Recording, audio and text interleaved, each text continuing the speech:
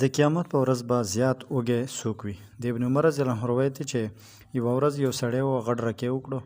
رسول الله صلی الله علیه وسلم واورېدو، ویې فرمیل چې پلانکیه خپل ډرکي دې بند که او واوره د قیامت په ورځ به د ټولو نه زیات وږی هغه کس وي کوم چې په دنیا کې زیات خوراک کوي.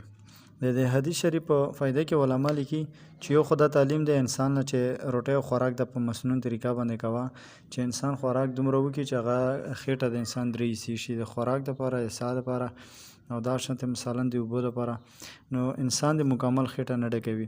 بل دنیوي او نقصانات یې شته، د انسان باندې غفلت زیات راځي، غیر وجه عبادتونه کم کېږي، او بل چې کوم دی که نه د صحت باندې بوره اثر کېږي.